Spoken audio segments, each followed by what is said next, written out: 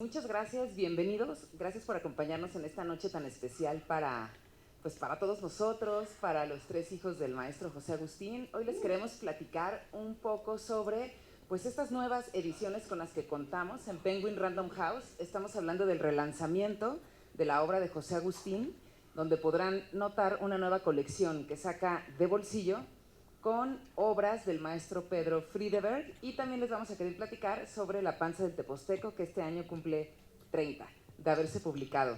Aquí le queremos dar la bienvenida al doctor Jesús, a Agustín Hijo y a Andrés Ramírez, quienes les platicarán un poco sobre el proceso creativo, cómo se llegó a contactar al maestro Pedro para contar con su obra en estas portadas, y también un poco sobre La panza del Teposteco. Les adelanto un poquito, cuenta con muchísimos testimonios de grandes figuras de la literatura como Emiliano Monge, Fernanda Melchor, Toño Malpica, Ana Romero. En esta edición también escriben los tres hijos de José Agustín sobre lo que significa para ellos la obra de su padre y ser hijos de la figura que es. También incluye una serie de fotografías que fueron tomadas por Kim Manresa. Él es fotoreportero español, ha retratado a más de 25 premios Nobel de literatura alrededor del mundo, y en su más reciente visita a México, el maestro José Agustín lo recibió en su casa de Cuautla. Van a ver estas instantáneas de la familia, y también esta obra incluye obras, las ilustraciones de Tino remasterizadas, todas estas ilustraciones que formaron parte de la edición original, y además ilustraciones nuevas. Así que esperemos que puedan y que disfruten esta nueva obra y este relanzamiento. Ahora les queremos compartir un pequeño video. Muchas gracias.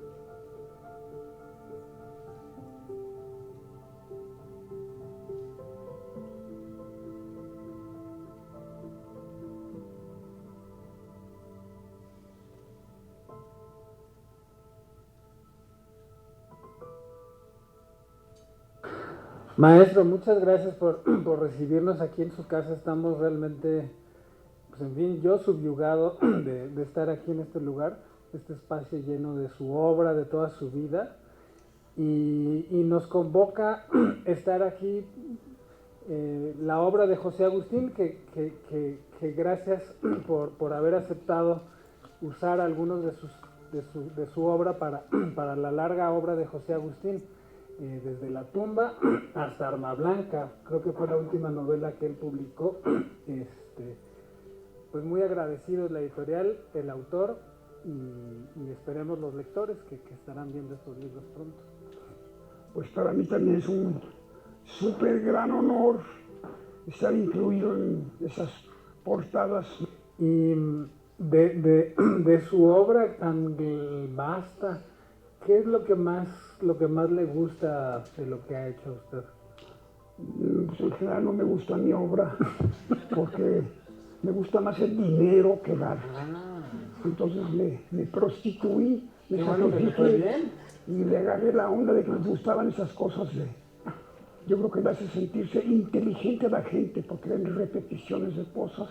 Ajá. O creen que van a la escuela otra vez, están aprendiendo aritmética y geometría. Ajá. Y a mí me divierte hacer estas cosas sin mayor importancia. Le quería contar que cuando él vio las portadas, mi padre, José Agustín, hace un mes y medio más o menos, realmente se emocionó enormemente, le dio muchísimo gusto, porque claro, conocía su obra, y realmente casi fue una sorpresa para él, porque obviamente habíamos hablado, pero ya que ves el libro, el objeto, le emocionó muchísimo. Pues sí, yo jamás pensaría que escogerían este tipo de arte para este tipo de literatura. Entonces sí, las figuras geométricas, ¿por qué? Pues está bien, está como más tranquilo, Ajá. pero como que eso no acusa lo que está dentro. No, pero yo siento que combinan muy bien justo como que esa parte sí repetitiva y surrealista que se ve en estos laberintos, por ejemplo, o las sillas. Sí combina muy bien con la intensidad de la obra de José Agustín, Sí. o sea, sí juega bien, sí juega muy bien.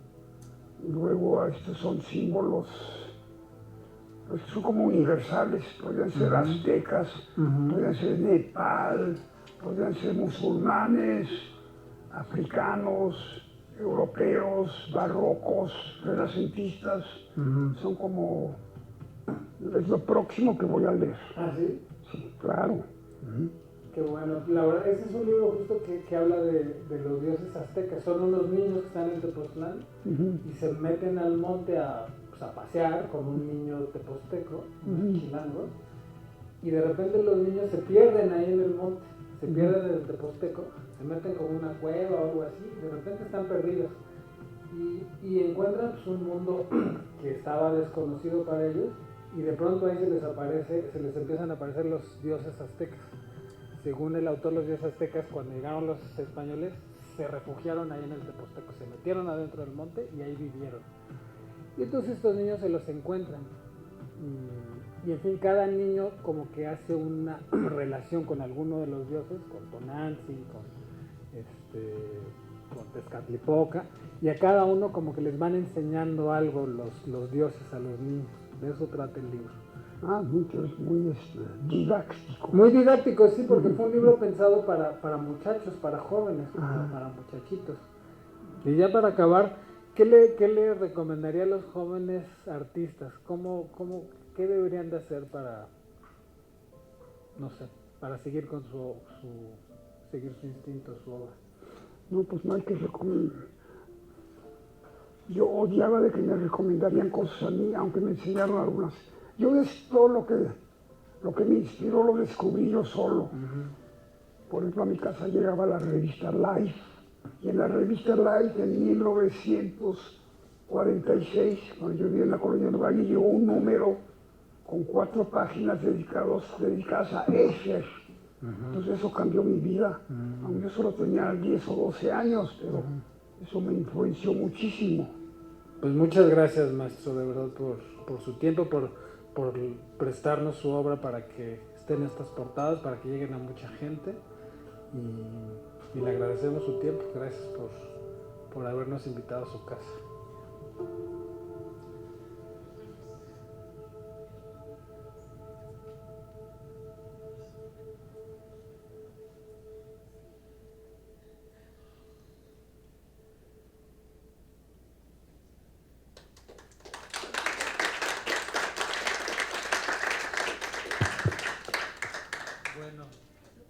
Buenas noches. Después de ver a Pedro Friedberg, pintor surrealista nacido en Italia, que vino a dar a México, y de estar aquí con los libros de José Agustín, nuestro padre, en fin, 2 potencias creadoras juntas nos convocan a esta noche. Gracias por venir. Gracias. Quisiera empezar rápido agradeciendo a los editores, a Dalila, que puso un gran corazón en esta edición, a Elizabeth Rosales, que conspiramos para hacer este libro hace unos años, a David, que auspicia todo, y a todos los que han venido aquí. Hablar de José Agustín para nosotros 3 es muy natural. Así que vamos a tratar de ordenar nuestras ideas y nuestros impulsos. Sin duda es un tema que emocionalmente nos importa mucho, y que su obra, que está aquí en cada uno de estos volúmenes, pues conocemos, nos gusta, y nos gustaría que se llevaran ustedes un cachito un cachito de lo que pensamos y lo que hemos vivido para que, en fin, a sus amigos se recomienden los libros y se sigan leyendo. La Panza del Teposteco, que es el libro que originalmente nos convoca aquí, porque acaba de salir esta nueva edición de aniversario, fue escrita en 1992. Yo tenía, creo, 19 años. Agustín lo dijo ayer y tenía 16. Supongo entonces Jesús tenía 17. Por ahí. Jesús, yo me imagino, se estaba yendo a estudiar a la Ciudad de México medicina o estaba acabando la prepa, me imagino. Y yo también estaba saliendo de Cuautla, Morelos, donde vivimos pues desde 1975 hasta esos años que emprendimos el vuelo. Los que hemos nacido en el interior de la República, y aquí ustedes, anfitriones, así lo han hecho, ir a la Ciudad de México siempre representaba llegar a este espacio nuevo, a encontrar algo que hacer. Pero nosotros veníamos de esta casa donde vivimos con mi padre José Agustín y mi madre Margarita, que realmente fue un laberinto, fue un mundo riquísimo de emociones, de experiencias.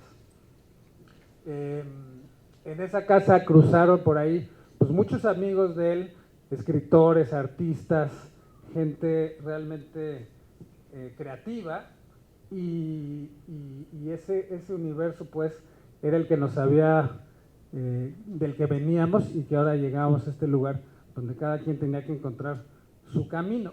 Y La Panza del Teposteco, que se escribió ese año, trata efectivamente, como decía el video, de estos niños que se pierden en ese monte y que encuentran a los dioses aztecas, y cada uno le va revelando algún secreto. Yo, y lo digo ahí en el texto que escribimos, justo en ese año, pues estaba más bien ya desapegándome de esa casa, y ahora que volví a leer el texto y que veo ya la edición hecha, las fotos, las ilustraciones nuevas de Agustín, los otros textos de los que homenajean el libro, me doy cuenta que ese año, en fin, yo estaba justo muy perdido, igual que esos niños, y que estaba encontrando algo que hacer conmigo. A mí me parece que ese libro, yo lo leí bastante después, pero sí me acuerdo que fui a la presentación del libro en una feria que organizaron ahí en la Ciudad de México, que ya no existe. Siempre se ha querido hacer en la Ciudad de México una feria que complemente o que cambie a la de minería, y nunca se ha logrado, y ese año habían inventado esta, y ahí lo presentaron sus libros José Agustín, Francisco Hinojosa y Juan Villoro, que ese año publicaban sus primeros libros de textos juveniles, y Saltiel la Triste los había convocado para escribirlos. Los tres inauguraron ese camino. José Agustín solo escribió pero Juan Villoro y Pancho Hinojosa siguieron por ese camino, y ahora son, en fin, los muy reconocidos como escritores de ese tipo de libros. Y nada, yo le quiero pasar ahorita ya la palabra a Agustín, me estoy empezando a enredar. Vamos a ir conversando sobre estos libros y sobre la figura de José Agustín.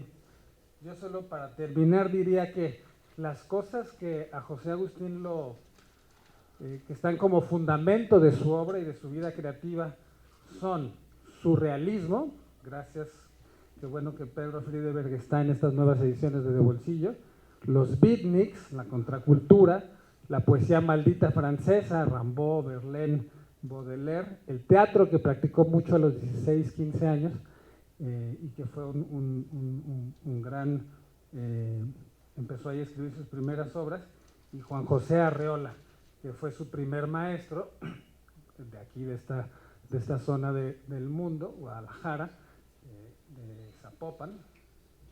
Y esas cuatro cosas son como el fundamento de lo que él después hizo, y después encontró pues un sentido muy propio y original para hacer su escritura, y digamos, la revolución que hizo con La Tumba, y que al día de hoy sigue vigentísima.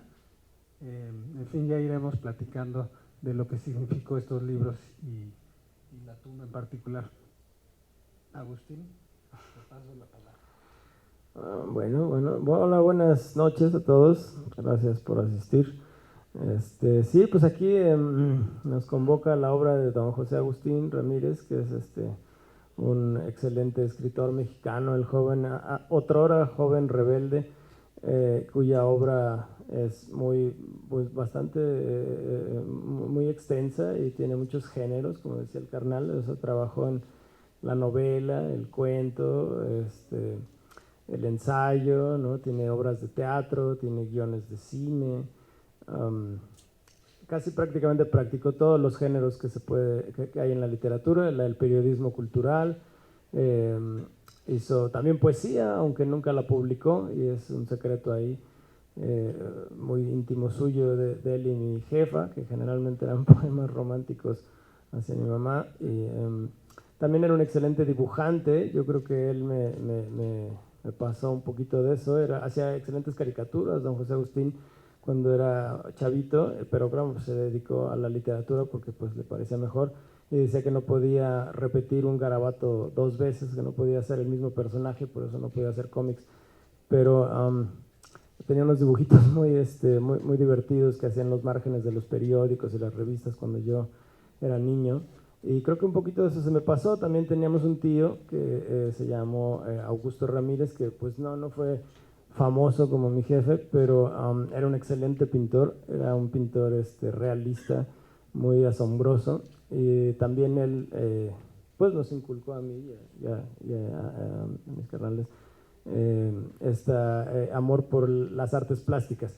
Mi jefe era así como todo la eminencia en la literatura, sabía todo lo que había que saber y tiene pues esta biblioteca excepcional, ¿no? Donde era un coleccionista obsesivo compulsivo de música y libros. Entonces tenía cientos de discos, libros, acetatos y la literatura ordenada toda por orden alfabético y países, como habla francés, inglés, pues entonces había 2 o 3 idiomas, había ensayo, había de política, había toda clase de libros, de mucha ciencia ficción, fantasía. Él se involucraba prácticamente en todo y eso nos lo contagió, supongo. Me invitó a hacer estas ilustraciones para La Panza del Teposteco hace sí ya 30 años. Ahora sí que ya me hizo sentir muy viejo, pero pues sí, me invitó así tan amablemente cuando tenía yo 16 y pues yo trabajaba ahí, pues mis garabatos, se me la pasaba haciendo mis garabatos. Yo creo que él vio eso y dijo, a ver, vamos a ayudarlo, y traté, ¿no? Y con ayuda de él y sus indicaciones, algunas hay correcciones del editor también, pues más o menos salió algo digno, pero pues yo siempre me había quedado así la espinita de quizás hacer algo un poco mejor, y pues por suerte ahorita ya la técnica ha mejorado un poquito y pues pudimos retomar esto. Le agradecemos muchísimo desde luego a Dalila y a Elizabeth y a todos los involucrados en la realización de este banquete, porque bueno, pues sí, incluye los textos, las fotos, las nuevas ilustraciones. Yo creo que quedó muy bonito y espero que sí se animen a algunos a leerlo de nuevo o a conocerlo. Como ya se dijo, pues es una historia fantástica que es, yo pienso, todo un homenaje a la literatura de ciencia ficción y fantástica que él admiraba, que nos leyó de chavitos cuando éramos niños. Él dice mi carnal ahí en su texto, tuvimos la fortuna de tener un cuentacuentos en casa que nos leyó El Señor de los Anillos, El Hobbit, Narnia, Pinocho de Collodi, los cuentos de los hermanos Grimm, cuentos de las mil y una noches, literatura, mitología china con el mono, el viaje al oeste, mitología griega, nos leía todo, cualquier cantidad de cosas que a él le pasaban por su mente. Algunas de ellas se las sabía ya de memoria y nos las narraba, ¿no? Y eso pues sí, nos metió a todos en ese mundo, y aparte eran las películas y mil cosas. Don José Agustín nunca terminaba de ser una fuente de conocimiento y diversión. Entonces, sí, así está, todo eso está en sus libros, desde luego. y quizás a sus lectores fue también como un mentor para sus lectores, como lo fue para nosotros, ¿no? Y creo que ahorita con las nuevas ediciones, pues es un momento excelente. A los que no conocen su literatura, pues que la conozcan, y los que ya, pues que la vuelvan a revisitar en tan bonitas ediciones. Pásenle a comprar allá afuera al stand de Random.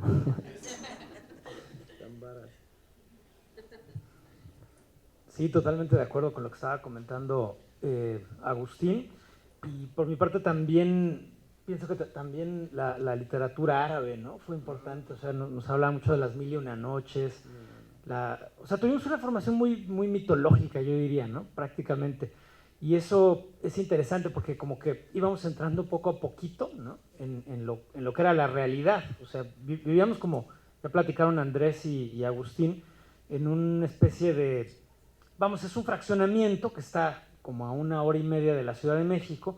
Sale uno hacia la carretera, pasas por unos bosques, el Teposteco, etcétera. Finalmente llegas como a un fraccionamiento que está ahí como un poco olvidado. Casi diríamos que se quedó en esa época, ese fraccionamiento. Ahorita no, como que el tiempo no pasó ahí. Si ustedes van ahorita, ahí sigue estando como en los años 70 o 80. Y entonces es como una especie de rincón hasta cierto punto protegido, ¿no? Como si hubiera una cápsula que impidiera que el tiempo entrara ahí. Y en ese lugar es donde nosotros crecíamos y vivíamos, ¿no? Y hasta cierto punto yo puedo decir que es como si nosotros ahí fuimos entrando poco a poquito a la realidad, porque están ustedes de acuerdo conmigo que pues, la realidad es tremendamente difícil. Entonces a nosotros nos ayudaba mucho ir entendiendo las cosas tal y como eran, a partir de todos estos cuentos de las mil y una noches, etcétera, ¿no? Entonces realmente cada día para nosotros era como una gran aventura, una posibilidad fantástica, mágica, etcétera, ¿no? Pero eso al mismo tiempo entraba hasta cierto punto en contradicción con las realidades que al mismo tiempo estábamos viviendo, ¿no? O sea, a veces, por ejemplo, teníamos problemas económicos difíciles, ¿no? Pues eran los años 80, era una época horrible. Recordarán que hubo una ocasión en que no había pasta de dientes, entonces yo no sé si todo el país no había pasta de dientes, simplemente nosotros no teníamos para comprarla, ¿no? Y inventaron una cosa de que con unas como cenizas te lavabas los dientes. Bueno, son cosas que pasaron en los años 80 porque era una época de sequía económica terrible, ¿no? Y nosotros la vivíamos también. Una vez mi papá fue a pedirle 50 pesos prestados, ¿no? A un tipo que tenía un puesto de fotografía, ¿se acordarán? Ahí en la ciudad, en Cuautla, ¿no? Onésimo. Y bueno, pues, ¿por qué les estoy contando todo esto? Porque quiero que vean un poquito esa como contradicción, ¿no? entre la dureza de la realidad y por otra parte el regalo de la fantasía, ¿no? Que él nos estaba dando ahí en esa casa. Y luego por otra parte también diríamos que había como también muchas tensiones que se generaban al interior del hogar, o sea, al interior de nuestra propia casa, ¿no? Pleitos entre mi papá y mi mamá, pleitos entre nosotros, que si Andrés y Tino ya se están peleando, o yo contra los dos, o los dos contra mí, ¿no? O sea, empezaba, entonces nuestra utopía, nuestro mundo de fantasía empezaba como que a desquebrajarse por todos lados, ¿no? Y entonces resultaba que mi papá ya sabía todo eso porque en sus libros hacía una radiografía impresionante de la realidad mexicana, ¿no? O sea, eran libros muy realistas que trataban de aventuras de jóvenes mexicanos o algunos ya no tan jóvenes. Es más, los libros que escribía en esa época, en los años 80, eran libros que hablaban pues, de realidades muy difíciles, ¿no? Algunas veces incluso como proyectándose un poco al futuro a la manera como de distopías, ¿no? O futuros casi apocalípticos que de pronto también podían ocurrir a las personas o a las sociedades. Entonces, digamos que en esas estábamos, ¿no? Cuando llegó la invitación a escribir este libro de La panza del Teposteco, por así decirlo, mi padre ya había hecho una obra fundamentalmente realista, aunque con toda la cuestión de la psicodelia, los alucinógenos y demás, como que de pronto su obra se abría también a realidades psíquicas, psicológicas, que colindaban de pronto hasta con el cierto misticismo, ¿no? Que era algo muy peculiar, ¿no? Porque entonces siendo mi padre una persona muy realista, un hombre muy desinhibido, un hombre a veces un humorista, entre todas las cosas, un tipo muy simpático, muy transparente, de todos modos siempre había algo muy misterioso en él. Y yo creo que ustedes lo vieron ahorita en su mirada, ¿no? Es una fotografía actual, todavía está ese misterio detrás, ¿no? Y uno siempre se pregunta, ¿y este tipo qué está pensando, no? Porque una de las cosas que él tiene como característica todavía es que nadie puede saber con qué te va a salir en el minuto siguiente. Es un hombre muy impredecible. Incluso a pesar de los problemas de salud recientes que tiene, sigue siendo un hombre muy impredecible. Entonces tampoco nosotros sabíamos qué iba a hacer con La panza del teposteco. Y bueno, yo aquí ya para finalizar este comentario, yo cuento aquí en el pequeño texto que me tocó escribir, que él como que tomó, en cierta forma, en un momento en el que nosotros, ya lo dijo Andrés, tendríamos entre 18, 17 por ahí, un poquito menos, veníamos saliendo como de la infancia, la adolescencia, y como que él hasta cierto punto quería conectarse con nosotros, ¿no? Pensaba en nosotros cuando escribió este texto, y entonces él siempre decía que García Márquez había dicho que había que aprender a subirse en el tren de los hijos, ¿no? Era una frase que según él había dicho García Márquez. Pero como muchas cosas que decía mi papá, cuando uno trata de redecir, bueno, ¿y quién dijo realmente eso, no? ¿O cuándo sucedió? ¿Dónde lo leyó? Se volvió un problema, porque era un hombre con una cultura vastísima que en una sola conversación te saltaba 15 cosas, ¿no? Y ahora yo incluso trato muchas veces de reconstruir algunos mitos que nos contó y no sé a la fecha dónde está la referencia, no puedo encontrarlo, solo tengo lo poquito que me queda en la memoria de eso. Entonces yo fui a buscar y resulta que sí, efectivamente, García Márquez dijo eso, de que hay que aprender a subirse en el tren de los hijos, cuando se murió John Lennon, porque entonces resulta que a García Márquez no le gustaba el rock ni nada de eso, y a su hijo sí. Y su hijo de García Márquez había sido amigo de mi papá cuando trabajaban en las cuestiones del cine. Entonces, García Márquez, cuando murió John Lennon, hizo un artículo muy bonito sobre John Lennon, que era hasta cierto punto un homenaje también a su propio hijo, que sí era fan de los Beatles, ¿no? Entonces, yo tomé eso como pretexto aquí para hablar de que siento que mi papá sí tenía esa capacidad, ¿no? De subirse al tren de los hijos. O sea, él se conectaba mucho y ya para acabar, yo cuento aquí que en esa época, efectivamente, como decía Agustín, él empezó a leer mucha ciencia ficción y fantasía, ¿no? Yo me volví fanático de ese género y porque él me lo recomendó en cierta forma, me compró unos libros que eran Las Crónicas Marcianas de Ray Bradbury, El Hacedor de Estrellas de Olaf Stapledon y Más que Humano de Theodore Sturgeon. Entonces yo me puse a investigar por mi cuenta, pero entonces resultó que mi papá se empezó a leer los libros que yo leía y de pronto los leía mucho más rápido que yo, ¿no? Entonces, por ejemplo, la obra de un autor de ciencia ficción como Philip K. Dick, yo apenas iba leyendo 2 o 3 libros y él ya me estaba esperando que yo soltara el libro para él empezar a leerlo, ¿no? Y entonces me empezaba a decir, ¿ya acabaste ese libro? Porque como que él ya necesitaba otro, ¿no? Entonces yo tenía que ir a las librerías a comprar libros para que él los leyera, ¿no? O sea, se suponía que eran libros para mí, pero en realidad yo ya los tenía que comprar porque él los consumía con una velocidad asombrosa. Y entonces yo puedo decir que él, y siempre nos hizo lo mismo, ¿no? Como que aprendía de nosotros y al mismo tiempo le daba tiempo. Por eso yo usaba aquí la metáfora de que él sabía subirse al tren de los hijos, pero le gustaba ir a la locomotora para tratar de acelerarla y de ir todavía más rápido, ¿no? Y bueno, eso es lo que yo pienso de este libro, ¿no? Que realmente fue ese intento y bueno, le dio tiempo de hablar de toda esta cuestión que a él le interesaba tanto, que era la magia, ¿no? Siendo un hombre tan realista, incluso en algunos de sus retratos, tiene relatos muy cínicos, tiene relatos a veces hasta aterrorizantes, ¿no? Acerca de la realidad contemporánea, pero al mismo tiempo tenía como un cierto romance o amor por la magia, ¿no? Abiertamente. Yo recuerdo alguna escena que nos dijo abiertamente que la magia sí existía, ¿no? Y siendo yo, pues ahora soy doctor, ¿no? Y científico y demás, para mí era muy perturbador todo eso, ¿no? Porque decía, bueno, o sea, yo no creo que exista la magia, ¿no? Pero mi papá sí, ¿no? Y él sí decía, la magia sí existe.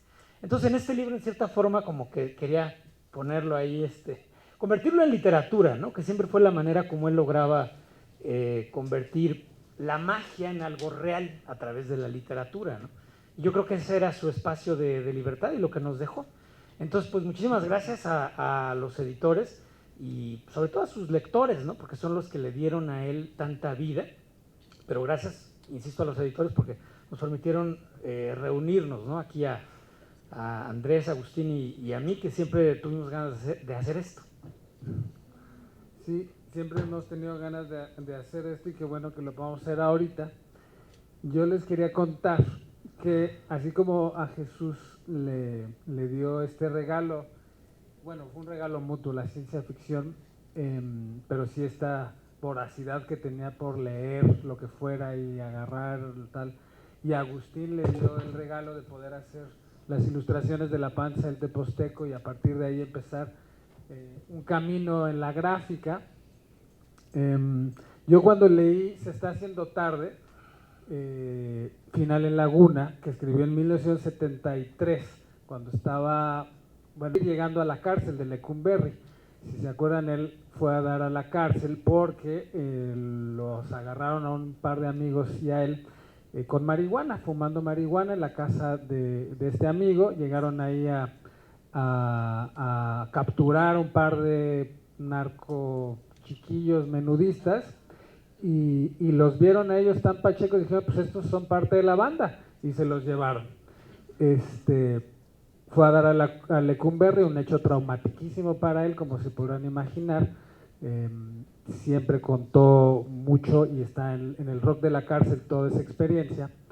Pero bueno, en la cárcel, mientras está esperando que empiece el proceso judicial, en una servilleta, en un papel de torta que comió, empieza a escribir Se está haciendo tarde. Y durante toda su estancia en la cárcel, que fueron 7 meses, escribió ese libro, que a mí es el que más me gusta. Es el que me sigue pareciendo más deslumbrante, más llamativo, más arrojado, más loco. Y uno de los personajes, el personaje principal, Rafael, es un lector de tarot. Un lector de tarot medio malo, según él dice desde el principio del libro. Y a partir de la lectura de ese personaje y de ese libro, yo me empecé a aficionar por el tarot. A mí uno de esos regalos que me dio fue acercarme al tarot y empezar a usarlo y a consumirlo y a aprender de él. La primera persona que me leyó el tarot fue él. Una mañana que yo iba a venir a la Ciudad de México, yo creo que habrá sido como justo en esa época, a los 17, 18 años, estaba pensando que iba a estudiar y entonces me iba a venir a la ciudad con mi novia Angélica, la que si nos está oyendo le mando saludos, a ver la UAM, no sé qué universidad.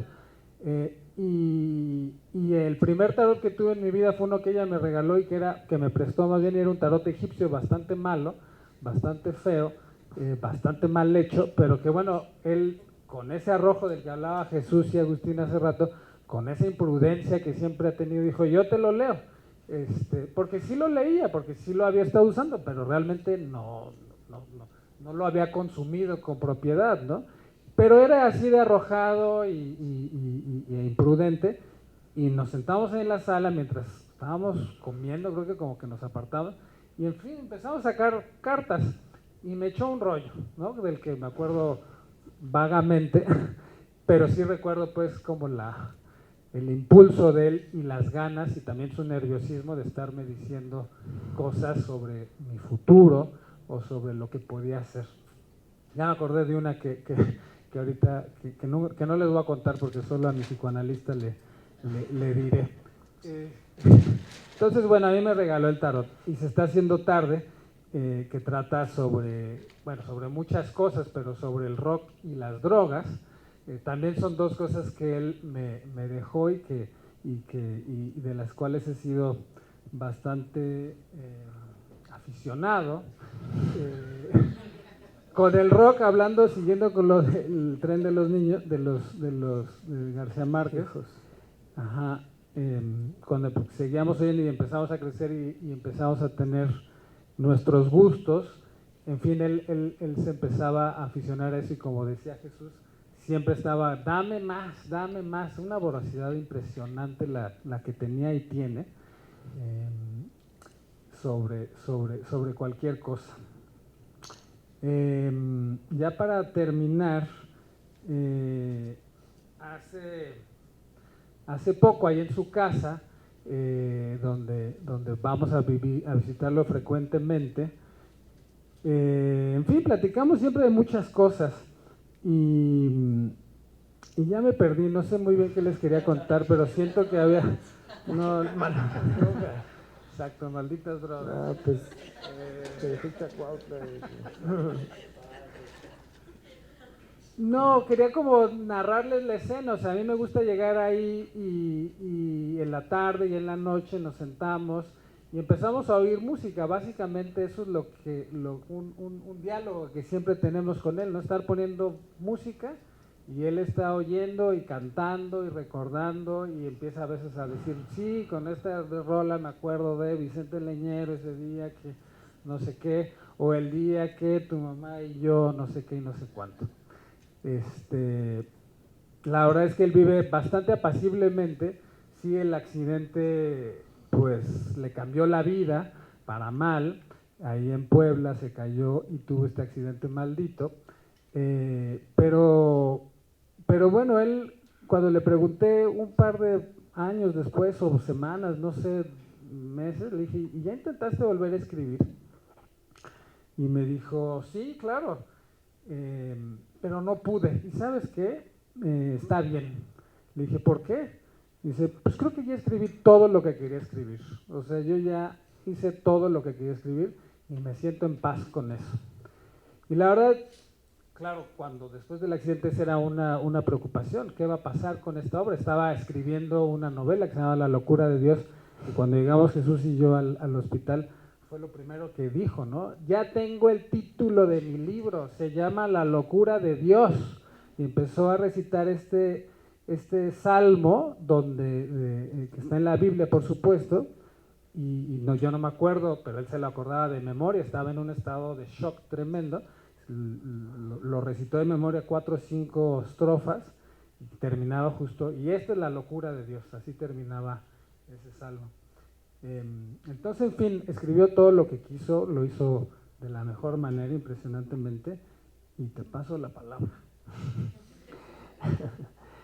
Sí, pues el jefe era una persona muy, no diría sabia, pero sí muy culta, muy inteligente, y con unos conocimientos grandísimos. Él siempre como que nos hacía sentir que había sido pues una persona excepcional, ¿no? Que memorizaba todas las capitales y los nombres de todos los países del mundo y los recitaba, y a la fecha sigue recitando poesías y canciones salidas o sea, uno dice una palabra cualquiera y él empieza a recitar un poema de Calderón de la Barca o de quien sea, es el loco más sabio del mundo para ahorita, ¿no? Pero sí, él a partir del accidente pues tiene amnesia de lo reciente, ¿no? Entonces es difícil que genere recuerdos, pero sin embargo sus recuerdos del resto de su vida y de sus conocimientos y todo están bastante intactos,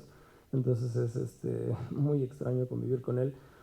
Pero sí, a través de la música nos podemos comunicar todavía, a través de las artes, sí, no sé, es difícil poner una película nueva, pero los grandes clásicos él los aprecia mucho y se la pasa pues sí, escuchando música, y eso es lo que hago ahí, soy el DJ que antes era él, ¿no? En la casa, y pues sí, al respecto de la magia y del tarot, él también se relacionaba, creo, mucho con la carta precisamente número 1 del tarot, que es el mago, ¿no?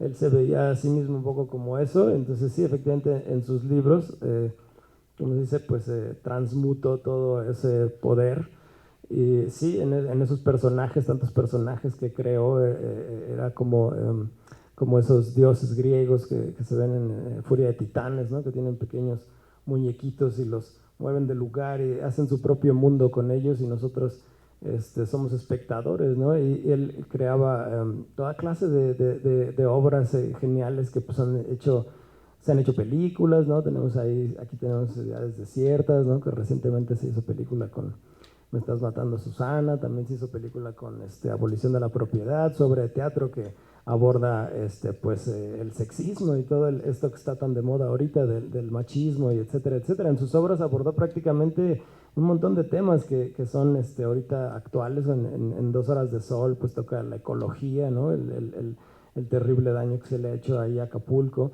que como se sabe fue uno de sus hogares. Su obra se sitúa principalmente en la Ciudad de México, en Acapulco, y bueno, también es uno de sus homenajes a ser ciudadano de Morelos. Y sí, en este libro, retomando este asunto de este libro, pues sí es como una especie de ritual de paso, ¿no? Sí, él había prometido, se había prometido a sí mismo hacer como un pequeño homenaje a los dioses aztecas, y creo que lo logró con excelente calidad. Es una forma excelente también de que se acerquen a su lectura, a todos los chavitos ahorita, que siempre, bueno, toda su obra, o principalmente la primera, pues dialoga con la juventud, ¿no? Porque él, pues en sus libros él se quedó cristalizado ahí como un eterno joven, ¿no? Que todos los chavitos ahorita de libros pues se acercan a él, y yo también, cuando quiero volver a acordarme del José Agustín que conocimos cuando éramos niños, y que todos ustedes supongo han leído y les ha hecho sentir tantas cosas, me imagino, como a mí. Y entonces hay que acercarse a sus libros, ¿no? A sus nuevas reediciones, porque ahí es donde vamos a poder encontrar toda la tarea que nos dejó. Yo todavía no acabo de leerlos todos. Y sí, ahí se encuentra esta persona que es muy brillante, ¿no? Genial, cuyos todos sus intereses están volcados aquí en el ensayo, ¿no? Tenemos las tragicomedias mexicanas, que también ayudaron mucho a que este país se evolucionara un poco en sus temas políticos. Tenemos los ensayos de la contracultura en México, ¿no? Que cimentaron también toda una investigación que está todavía por hacerse, ¿no? Entonces yo sí creo que él es un autor ya indispensable para la literatura mexicana, aunque haya tenido tantos detractores y tantos problemas y haya sido tan polémico con las obras que presentaba, y haya costado tanto trabajo. Pues finalmente fue una revolución, y creo que sí tenemos que echarle un ojo también otra vez a sus libros, o si no los conocen, pues a conocerlos y a compartirlos, porque sí, pocos autores van a encontrar, yo creo, en México, la verdad, que tengan esta profundidad y este rango de conocimientos y de esta versatilidad. Es altamente recomendable, y no lo digo porque sea mi jefe, soy también su fan. Y sí, bueno, yo tampoco soy el gran lector del mundo, pero es uno de los grandes autores que me ha enseñado casi todo lo que yo disfruto en la vida, y de ahí pues se los queremos compartir aquí también a toda la banda. Espero que ustedes hagan el paro y lleven la palabra allá para allá afuera. Gracias. Pues ya nada más me queda agradecerles a ustedes, ¿no? A quienes, digamos, que están recreando la obra con estas nuevas ediciones, y sobre todo, insisto, a sus lectores, porque ya les comentaba que en ese mundo, ¿no? Que está a la mitad del camino entre la magia, la fantasía y lo duro de la realidad, ¿no? Es en ese mundo en el que de alguna manera nosotros crecimos y vivimos. O sea, él tenía una ventaja siempre, ¿no? Y yo creo que la sigue teniendo, que es precisamente sus lectores, ¿no? Porque entonces él siempre tenía la oportunidad como de escaparse, ¿no? De ese mundo donde a veces estábamos atrapados, ¿no? O de ese mundo tan real que de pronto cuesta mucho trabajo amanecer y pasar hasta el día siguiente, pero él siempre se podía escapar, siempre se ha podido escapar para hablar con sus lectores, ¿no? Y traer de sus lectores otra vez más conocimientos, más historias para ponerlas en los libros, y para llevarlas de regreso a los lectores. Y entonces eso era algo que nosotros no teníamos, ¿no? O sea, nosotros nos teníamos a nosotros, pues, ¿no? A la familia y a los poquitos amigos que conocíamos y demás, pero él tenía ese contacto con los lectores, y realmente sus lectores son los que le dieron vida a él como persona, y desde luego a su obra literaria. Entonces, pues muchísimas gracias a ustedes.